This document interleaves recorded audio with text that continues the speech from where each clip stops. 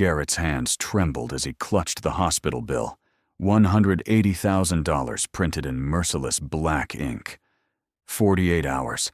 That's all the hospital gave him before they'd move his 7-year-old daughter Hazel to palliative care. He was a janitor, mopping the marble floors of the 42nd floor every night, breathing in the scent of wealth he'd never touch.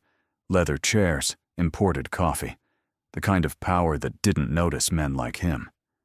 His wife had walked out 6 months ago, couldn't handle watching their daughter die in slow motion while drowning in medical debt. Now, sitting in that sterile hallway where he'd scrubbed other people's footprints for 3 years, Garrett broke. A woman's voice cut through his sobs, cold, precise, expensive. "Come with me." CEO Natalie Harlow stood above him in a charcoal suit that cost more than his annual salary, her heels clicking against the floor he'd polished just hours before. She led him into her corner office, and behind that massive oak desk, she made him an offer that shattered every moral boundary he thought he had. She would pay for everything: surgery, recovery, the best doctor's money could buy, if he gave her the one thing her fortune couldn't purchase: a child. His child. The question wasn't whether he would sell his soul to save the person he loved most. It was what would happen when the line between sacrifice and betrayal became so blurred that no one could tell the difference anymore. The office smelled like success: polished wood, fresh flowers delivered each morning, the faint trace of perfume that cost more per ounce than Garrett made in a week. Natalie didn't offer him a seat. She simply stood behind her desk, fingers laced together with perfect precision, watching him with eyes that had evaluated and dismissed 1,000 men before breakfast. Her charcoal suit was tailored to the millimeter, her hair pulled back in a way that screamed control. Garrett's uniform still reeked of industrial cleaner, the cheap fabric stiff against his skin. His hands, raw from scrubbing toilets and mopping conference rooms, left damp prints on the hospital bill he'd been clutching since the call came through. He couldn't meet her gaze. Men like him didn't look at women like her directly. It was an unspoken rule he'd learned in 3 years of being invisible in this building. "I know who you are," Natalie said, her voice carrying the particular authority of someone who'd never been told no. "Garrett Blake, 34 years old, started working here 3 years ago. Night shift janitor. Your daughter has dilated cardiomyopathy." She paused, letting each word land like a stone. Without surgery, she has 6 months. With surgery, she could live a normal life. But you don't have $180,000. You don't have insurance that covers experimental procedures, and the hospital won't wait. Garrett's throat tightened. How did she know all of this? He'd never spoken to anyone in this building beyond a polite nod to security guards. To everyone else, he was the man who emptied their trash cans and restocked their coffee stations while they were home sleeping in beds that cost more than his car. The invisibility had been almost comforting, a shield against the judgment he'd grown accustomed to since Rebecca left. Now, standing in this office that probably cost more to furnish than he'd earn in a decade, that invisibility had been stripped away, leaving him exposed under Natalie's clinical assessment. Natalie moved to the window, gazing out at the city skyline, a view that stretched for miles, a view that reminded everyone who entered this office exactly how high above the world she stood. The afternoon sun caught the glass towers in the distance, turning them into pillars of gold and fire.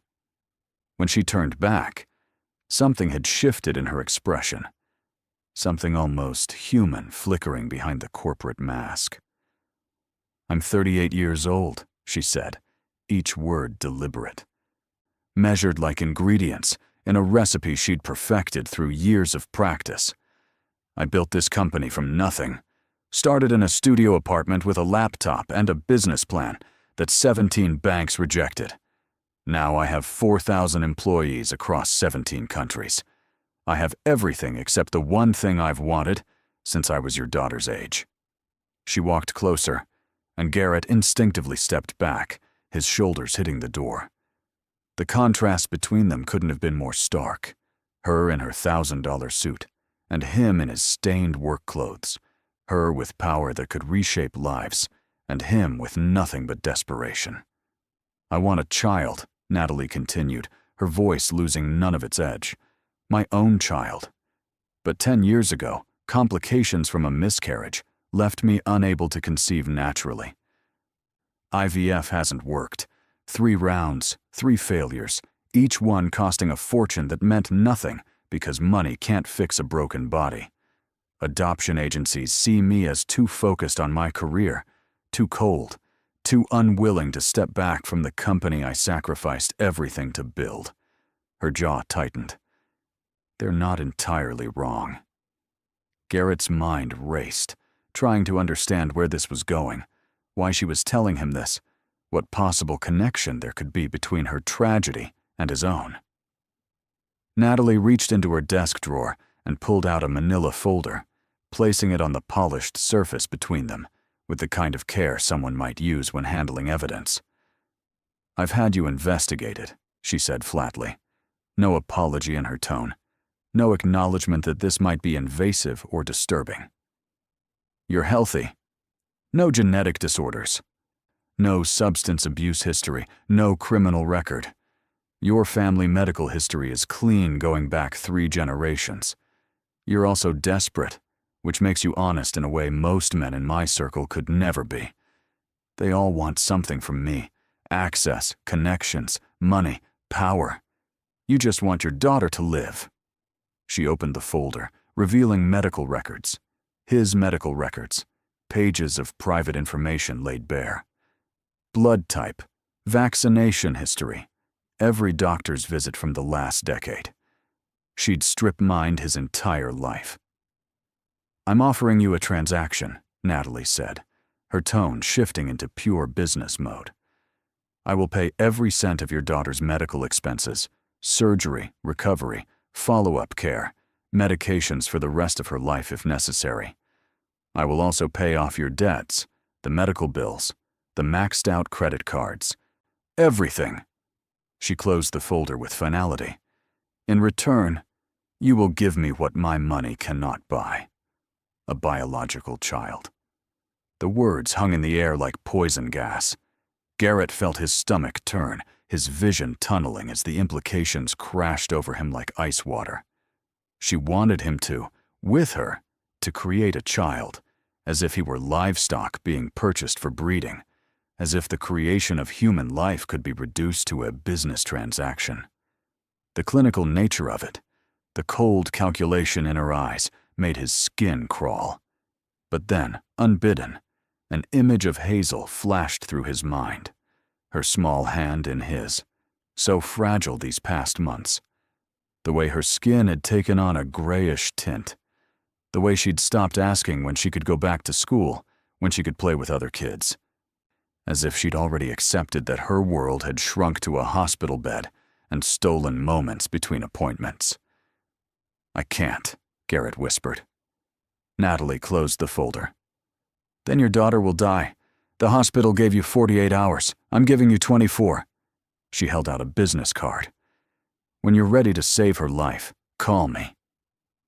That night, Garrett sat beside Hazel's hospital bed, reading to her until she fell asleep.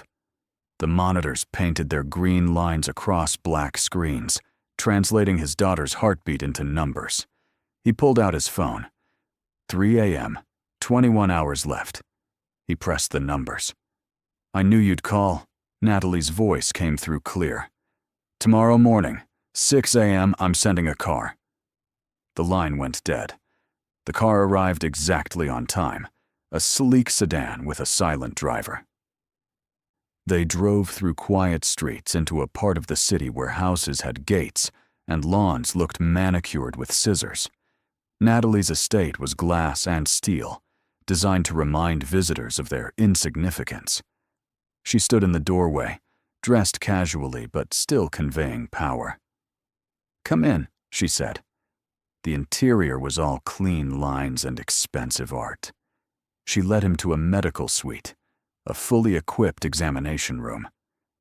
You'll undergo a full physical, blood work, genetic screening. If everything's clean, we proceed with the contract. She pulled out a document 50 pages thick. This outlines everything. You'll live here during conception, 1 to 6 months. Your daughter's surgery happens within 48 hours, all expenses covered. Once pregnancy is confirmed, you stay until first trimester. After that, you're free. No parental rights, no future claims. A doctor entered, performed the examination with clinical detachment. Through it all, Natalie stood by the window, gazing at perfectly maintained grounds. When it was over, Dr. Chen left with vials of Garrett's blood. "There's a guest room on the 2nd floor, Natalie said. "Rest. You look exhausted." The room was larger than his apartment, pristine and untouched. He called the hospital. Hazel was stable, asking for him. He'd be there by noon. He slept despite himself, woke to harsh sunlight. Downstairs, Natalie was working, didn't look up. "The car will take you to your daughter. Be back by 8. Dinner's at 7:30. At the hospital, Hazel brightened when he arrived. "The doctor said I might have my surgery soon," she said, eyes shining. "Someone made a donation." Isn't that amazing? They spent the afternoon reading, carefully avoiding any mention of surgery details. A new doctor appeared, Dr. Reynolds, a cardiac specialist Natalie had arranged. She examined Hazel gently, then pulled Garrett aside. "Ms. Harlow has made it clear that cost is not a concern. We can proceed with the best possible treatment." The drive back felt longer. At the estate, Natalie had set the dining room for 2. "If we're going to live under the same roof, we should attempt civility." Over dinner, she didn't prepare herself. She started talking. "I was married once," Natalie said, "to a man who seemed perfect. I got pregnant 6 months after the wedding. Then I found out about his affair, his assistant. The stress, the fighting. I went into preterm labor. The baby didn't survive. The damage meant natural conception became impossible." She met his eyes. "I built the company after that. But money doesn't fill certain emptiness. I wanted you to know, this isn't a whim.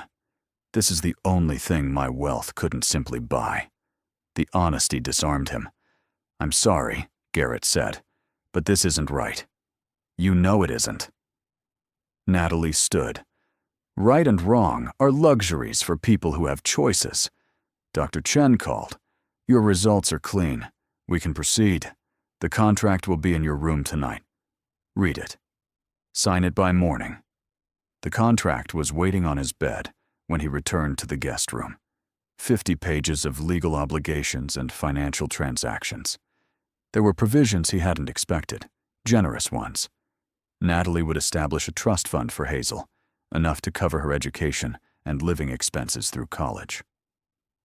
She would cover any medical complications that arose in the future.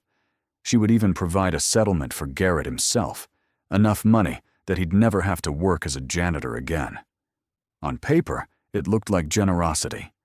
In practice, it felt like guilt money, like she was trying to preemptively absolve herself of whatever moral weight this arrangement carried. He signed it just after midnight, his hand cramping as he wrote his name on line after line, initialing paragraphs that signed away rights to a child that didn't exist yet, that might never exist. When it was done, he set the pen down and stared at his signature, proof that he'd crossed a line he could never uncross.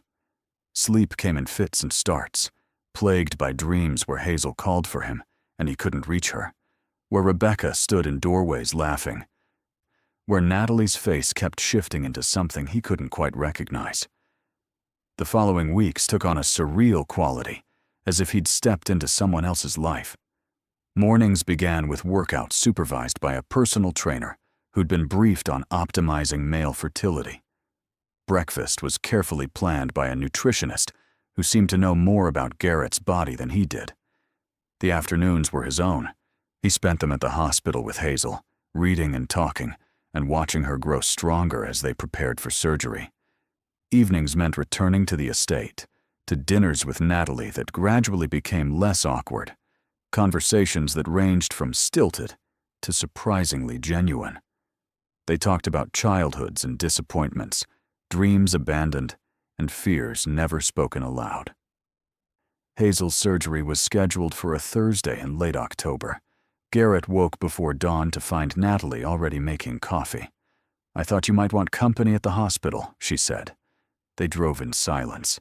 Hazel was already in pre-op, groggy but smiling. "I love you, baby," Garrett whispered. "Don't be scared.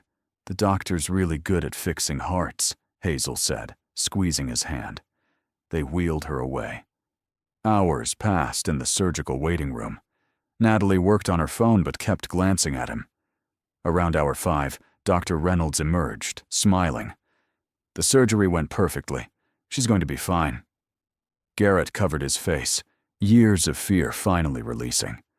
Natalie's hand rested gently on his back. "Thank you," he managed. "For her." "You're welcome," Natalie said. "Watching you with your daughter these past weeks, the way you'd burn the world down to keep her safe, it's reminded me why I want this. I want to love someone that completely." Hazel recovered beautifully, out of danger within days. When Garrett returned to the estate, reality crashed back. Natalie was waiting. "Your daughter is recovering well." "Yes," he replied. "Dr. Reynolds says she'll go home in a week." "I've purchased a house for you. 3 bedrooms, near the hospital, good school district, part of our arrangement." That night over dinner, conversation was strained. Afterward, in the library, Natalie poured whiskey.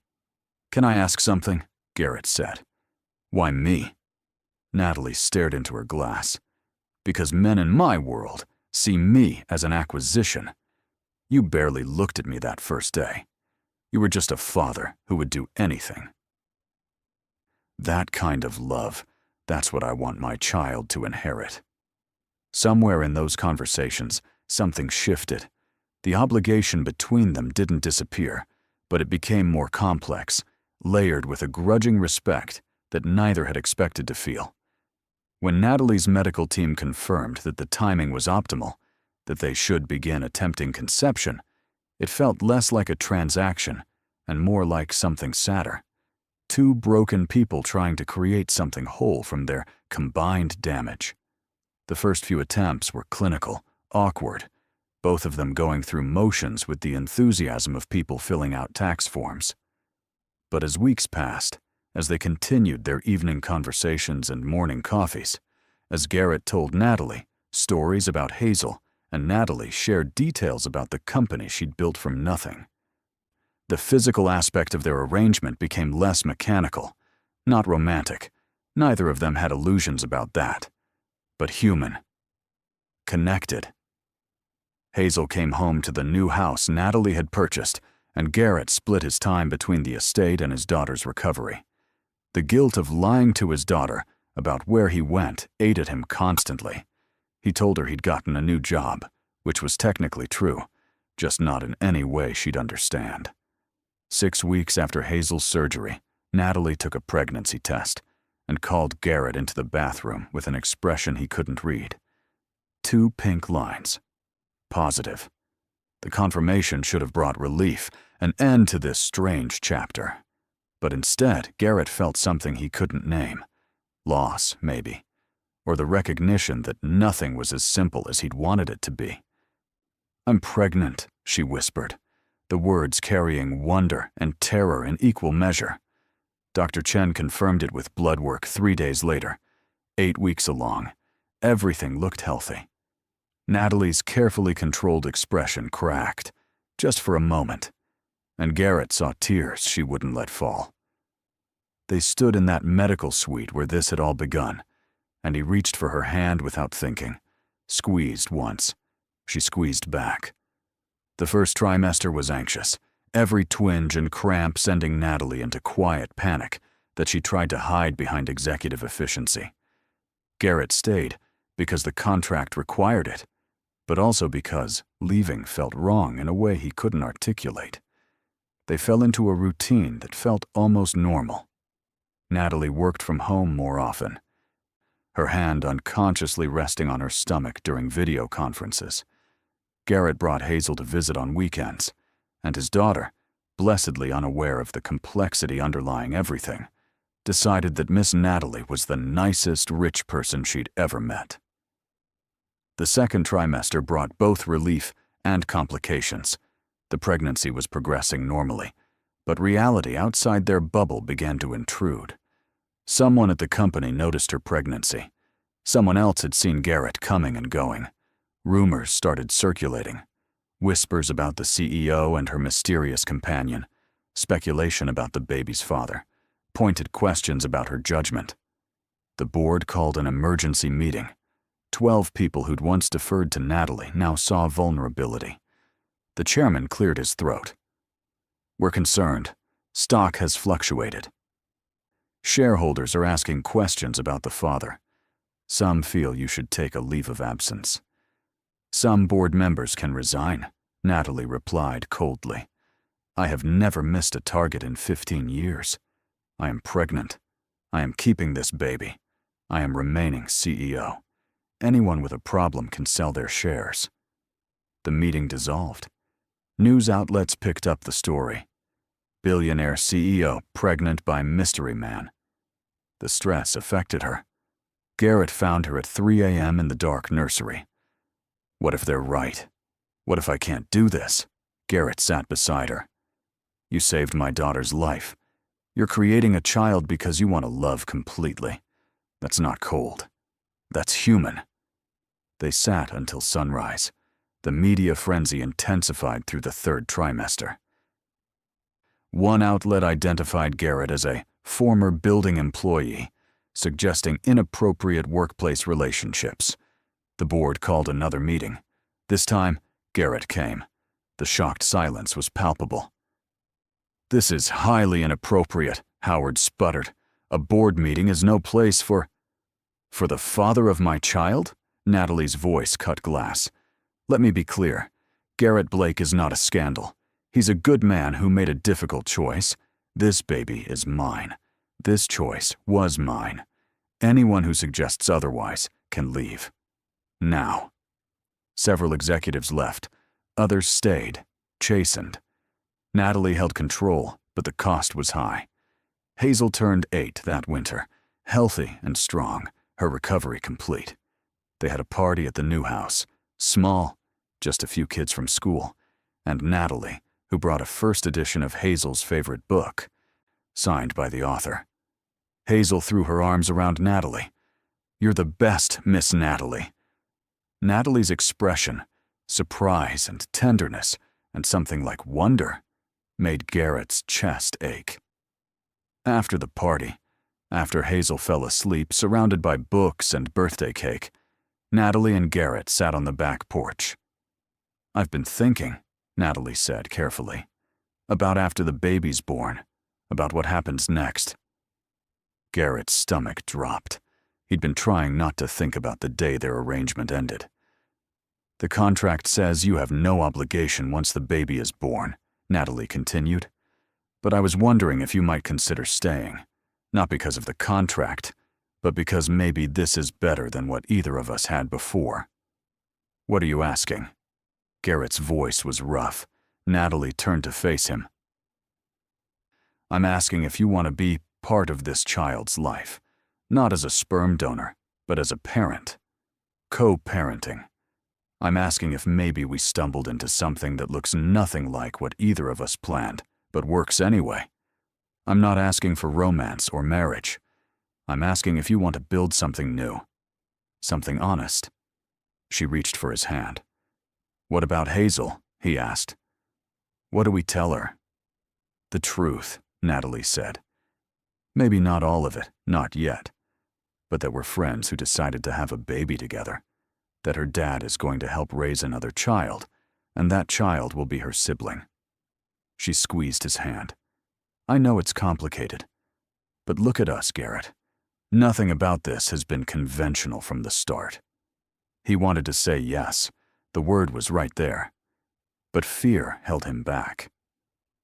"I need to think about it," he said finally. Natalie nodded. "Of course. Take your time." The baby came early on a Tuesday morning in late February, 3 weeks before her due date. Natalie's voice was tight with pain when she called. "It's time. Can you—" She didn't finish. Garrett drove to the hospital, heart in his throat. Natalie was already in labor, hair dark with sweat, knuckles white on the bed rails. "You came," she said, surprised. "Of course I came," Garrett replied. "We're in this together." The labor was long. Complications arose. The baby's heart rate dropping, doctors conferring urgently. They wheeled Natalie toward an operating room. Garrett held her hand until they made him let go. Dr. Chen emerged after 2 hours, holding a small bundle. "Congratulations. You have a daughter. 7 pounds, 4 ounces. She's perfect." Garrett took that tiny weight in his arms, looked down at a face red and scrunched and beautiful, and felt something break open in his chest.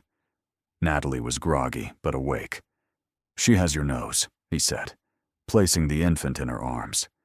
Natalie stared down with unguarded love. "Her name is Hope," she whispered. "Hope Catherine Blake Harlow." The hyphenated name hit him like a blow. "Are you sure?" he asked, voice breaking. Natalie met his eyes, tears streaming. "You're her father, Garrett. Not because of a contract. Because you're here. Because you chose to be. So I'm asking again. Will you stay? Will you help me raise her?" The word came easier this time. "Yes, I'll stay. Yes, we're a family." Hazel met her baby sister 2 days later, her eyes wide as she carefully held Hope under Garrett's supervision. "She's so small," Hazel whispered. "Was I this small?" "Smaller," Garrett said, "and just as perfect." Hazel looked up, suddenly serious. "So, Miss Natalie is like—" "What?" "I don't understand," Natalie answered from the hospital bed. "I'm your dad's friend, who loves him, and you very much. And Hope is your sister. Does the rest really matter?" Hazel considered this with 8-year-old gravity. "I guess not. Can I visit Hope a lot?" Natalie smiled. "Every day, if you want. In fact, I was hoping maybe you and your dad might want to move into the estate. It's big enough for all of us, and Hope will need her big sister." The media coverage of Hope's birth was invasive, but Natalie handled it differently this time. She gave one interview, laying out facts without apology. "I wanted a child. I found someone I trusted to help me. We've become a family. Unconventional, yes, but loving. That's all anyone needs to know." The article ran with a photo of them all. Natalie holding Hope, Garrett beside her, Hazel grinning in front. The headline read, "Billionaire CEO redefines family on her own terms." The board finally backed off. Moving into the estate was surreal. Garrett's life fit into a dozen boxes, while Hazel's belongings filled a room converted into a paradise. Reading nook, art station, bookshelves. Natalie had child-proofed everything, transforming the museum into something that could house a family. The staff warmed when they saw Garrett with Hope, changing diapers and pacing at 3 a.m., singing off-key lullabies. The first months were chaotic, as all new parents experience, complicated by their unusual circumstances. They negotiated boundaries, learned to be partners without being romantic partners, figured out how to tag in for each other's exhaustion. Natalie went back to work after 8 weeks, guilt written across her face. Garrett became the primary caregiver while taking online business courses at night. Natalie insisted on funding his education. "You're brilliant with logistics," she'd said. "Let me invest in you." Hazel thrived, making friends at her new school, joining clubs she'd never had access to before. She adored Hope with fierce protectiveness, and the first time Hope smiled, really smiled, it was at Hazel making funny faces. Natalie captured it on camera and set it as her phone's lock screen, replacing the company logo. One evening, almost a year after Hope's birth, Garrett found Natalie in the nursery, rocking their sleeping daughter. "Can't put her down?" he asked softly. Natalie looked up, vulnerable in the low light. "I keep thinking about that day in my office. How cold I was. How transactional. I thought I was buying something. I didn't realize I was beginning something." Garrett sat beside the rocking chair. "You saved Hazel's life. You gave me a future. You trusted me with something precious." He brushed a tear from her cheek. "Maybe we both got more than we bargained for." Natalie smiled. Garrett realized he'd fallen in love with her somewhere along the way. Not dramatic, but the quieter, steadier kind, built on shared burdens and choosing each other daily. "I love you," he said simply. Natalie's breath caught. "You don't have to say that," he cut her off. "I'm not saying it because of obligation or gratitude. I'm saying it because it's true. I love you. I love this life we've built. I love that our daughters are sisters. I love watching you be the mother you always wanted to be." Natalie carefully placed Hope in her crib, then turned back to Garrett, pulling him to his feet. "I love you too," she whispered against his shoulder. "I didn't think I could. I didn't think I was capable of it anymore. But you've proven me wrong about so many things." They stood in that nursery, holding each other while their daughter slept, and Garrett thought about the man he'd been that night on the 42nd floor. Desperate, broken, willing to sacrifice anything. He'd sold himself to save Hazel, but in the process, he'd saved Natalie too, and she'd saved him right back. The line between sacrifice and betrayal hadn't become clearer. If anything, it had disappeared entirely, replaced by the understanding that sometimes the hardest choices led to the best outcomes. Sometimes the most unconventional paths led home. Sometimes people who started as transactions became family, and love grew in the spaces where only obligation had been meant to exist. On Hope's first birthday, they had a party that filled the estate with laughter and chaos. Hazel running with a dozen friends, Hope smashing cake into her hair, while Natalie looked on with bemused affection, Garrett capturing it all on camera. As the sun set over grounds that no longer felt cold, but lived in and loved, Garrett pulled Natalie aside. "Thank you," he said, "for that day, for the offer, for all of it." Natalie smiled, reaching up to cup his face. "No, thank you. For saying yes. For staying. For teaching me that the best things in life can't be bought or negotiated. They just have to be chosen. Every single day." They kissed while their daughters played, and guests mingled, and the future stretched out before them, uncertain and unconventional and absolutely perfect. The question had never been whether he would sell his soul to save the person he loved most. The real question had been whether he'd have the courage to reclaim it afterward, to build something beautiful from the ashes of desperation. The answer, Garrett thought as he held Natalie close, had always been yes. Yes to the sacrifice. Yes to the risk. Yes to choosing each other, again and again, long after the contract had expired. And that was worth every impossible choice he'd ever had to make.